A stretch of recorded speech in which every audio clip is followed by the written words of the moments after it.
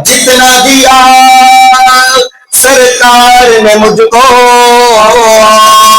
جتنا دیا سرکار نے مجھ کو، اتنی میری اوقات نہیں۔ درود پاک کی فضیلت میں احادیث مبارکہ سماعت فرما لیجیے۔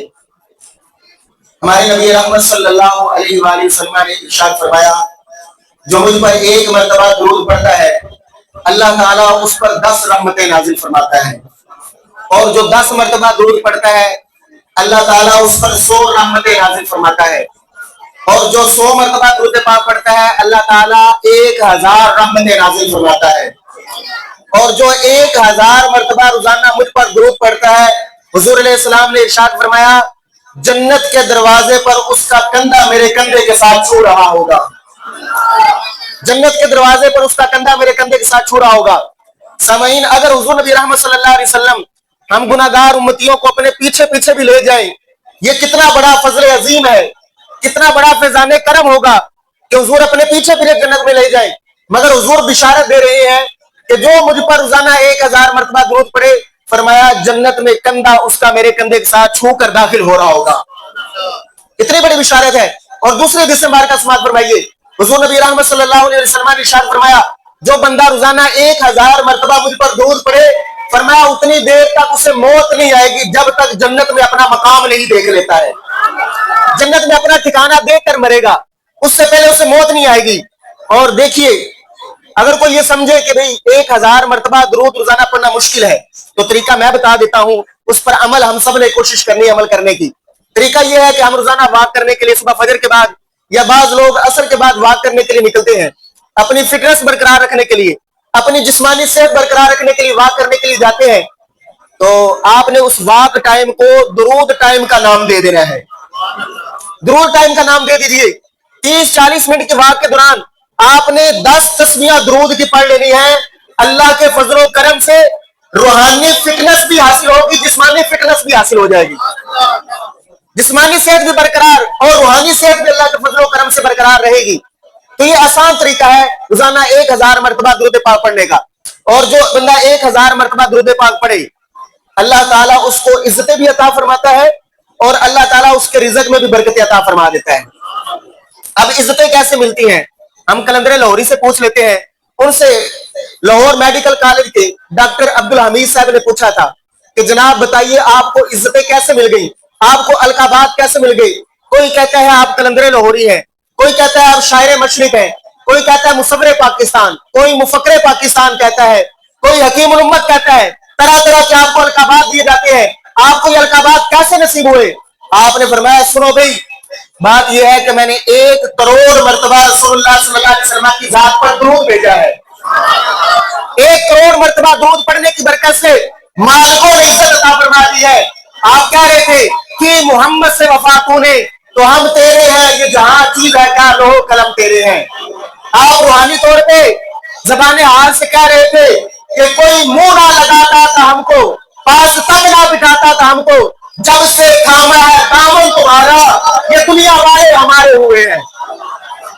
ایک کو تھوڑی سی کام ہی رکھیے گا، جب سے تھاما ہے دامن تمہارا یہ دنیا والے ہمارے ہوئے ہیں۔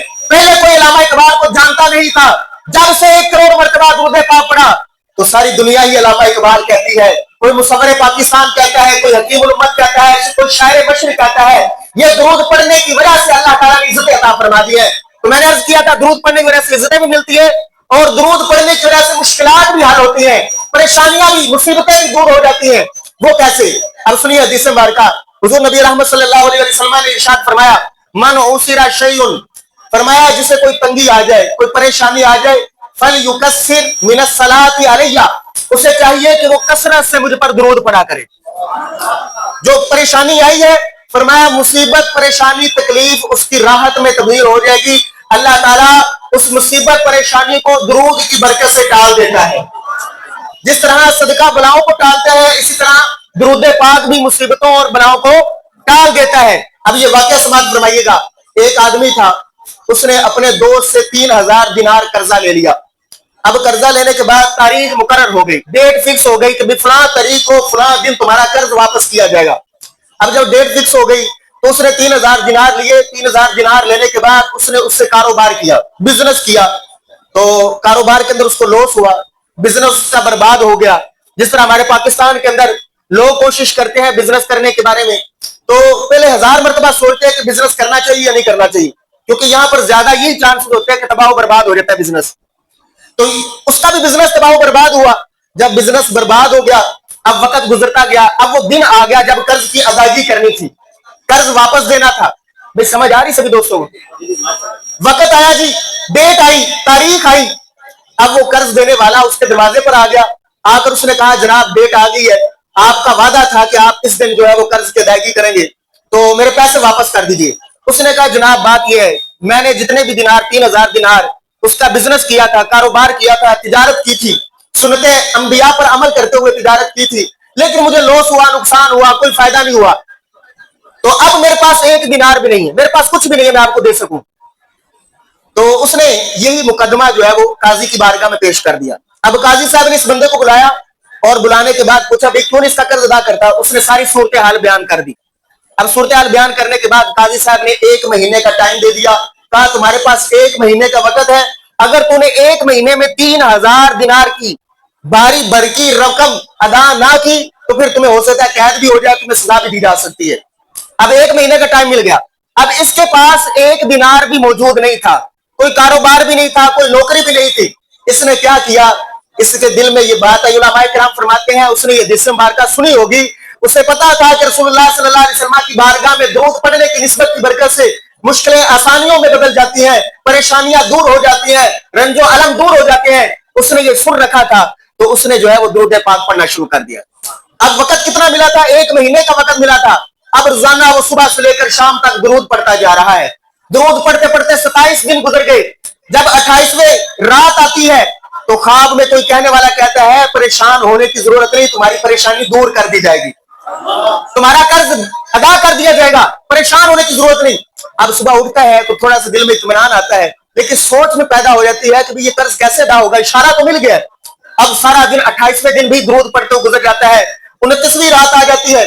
جب 29ویں رات آتی ہے پھر ایسا کرم ہوتا ہے کہ لجپال آقا صلی اللہ علیہ وسلم خواب میں تشریف لے آتے ہیں. ہاں جی, جگاؤ باغ میرے دی, ابو ایوب دے وانگو مقدر اس دا میں کتھوں لیاواں یا رسول اللہ. سبحان اللہ. نعرہ تکبیر, نعرہ رسالت, نعرہ حیدری, نعرہ غوثیہ. جس نے عید میلاد النبی, نبی کا میلاد, یقیناً آپ ہر عاشق کے گھر تشریف لاتے ہیں, میرے گھر میں بھی ہو جائے چراغا یا رسول اللہ. تیرا کھاواں میں تیرے گیت گاواں یا رسول اللہ, تیرا میلاد میں کیوں نہ مناواں یا رسول اللہ. یہ درود پڑھنا بھی میلاد منانا ہی ہے. تو اس نے حضور علیہ السلام کی بارگاہ میں 28ویں دن بھی درود پڑھا. 29ویں رات آئی, سرکار مدینہ صلی اللہ علیہ وسلم کی زیارت نصیب ہوتی ہے. حضور نبی رحمت صلی اللہ علیہ وسلم کی بارگاہ میں وہ مؤدبانہ انداز میں جھک کر سلام پیش کرتا ہے. سلام عرض کرنے کے بعد اپنی حاجت پیش کرتا ہے. سرکار جانتے ہیں تو تشریف لائے ہیں نا, سرکار جانتے ہیں کہ میرا امتی مجھ پر کیوں درود پڑھ رہا ہے, اس لیے وہ تشریف لائے ہیں. سلام عرض کرتا ہے, سر جھکا کے مؤدبانہ انداز میں اپنی حاجت پیش کرتا ہے.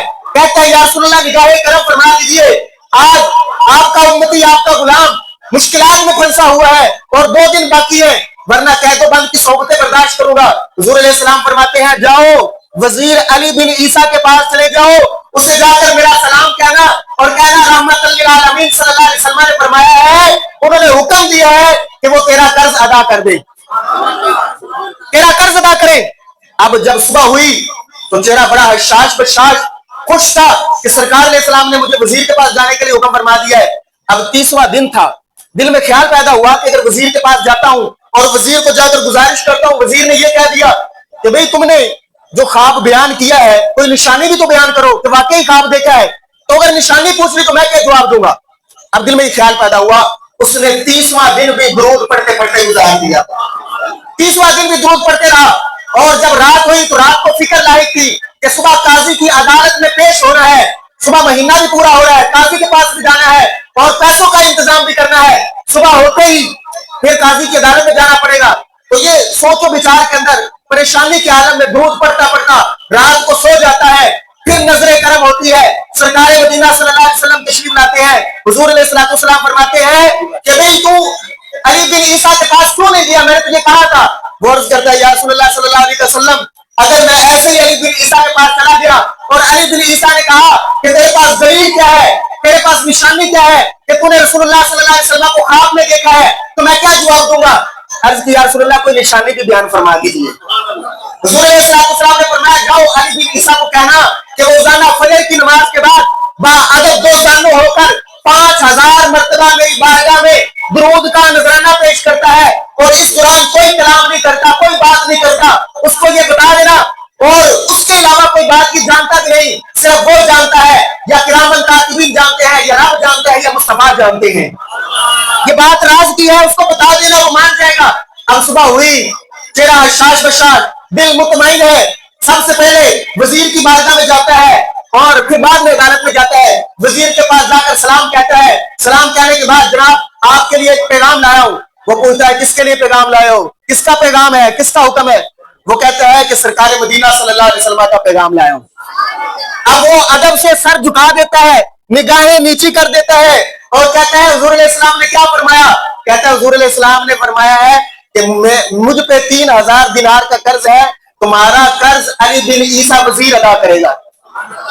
اب آگے وہ پوچھتا ہے نشانی کیا ہے کہ واقعی تم نے خواب میں دیکھا ہے؟ کہا نشانی یہ ہے کہ سرکار مدینہ صلی اللہ علیہ وسلم نے فرمایا ہے تم روزانہ 5000 مرتبہ فجر کی نماز کے بعد درود پاک پڑھتے ہو. اس بات کا کسی کو علم نہیں, اور درود پڑھنے کے دوران تو کسی سے بات بھی نہیں کرتا ہے. یہ صرف اللہ جانتا ہے, یا رسول اللہ جانتے ہیں, یا کرامن کاتبین جانتے ہیں, اور کوئی بھی نہیں جانتا. روزانہ 5000 مرتبہ درود پاک پڑھتا ہے. اللہ اکبر. جب اس نے یہ بات سنی, اس نے تصدیق کر دی, واقعی بات ایسی ہے. اب آنکھوں سے آنسو جاری ہوتے ہیں, خوشی سے جھومتا ہوا اپنے کمرے میں داخل ہوتا ہے.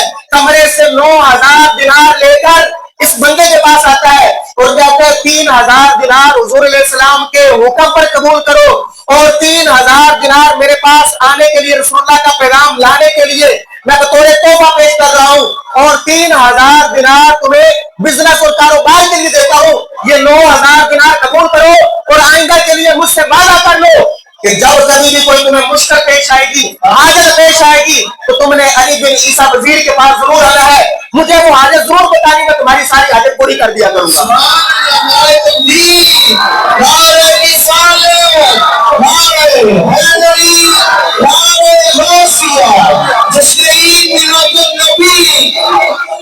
اب دینار لینے کے بعد خوشی سے جھومتا ہوا نکلتا ہے, قاضی کی عدالت میں جاتا ہے.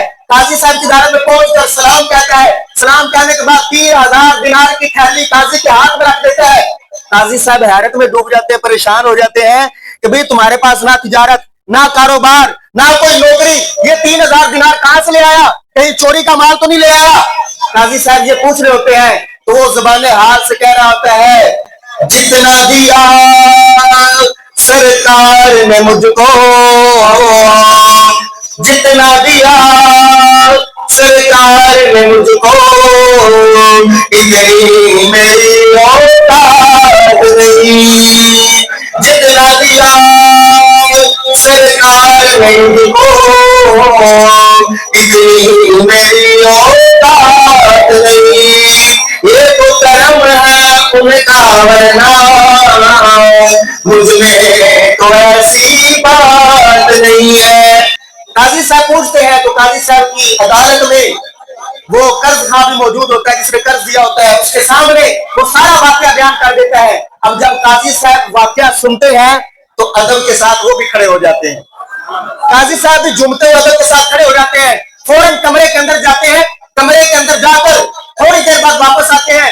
3000 دینار کی تھیلی ہوتی ہاتھ میں.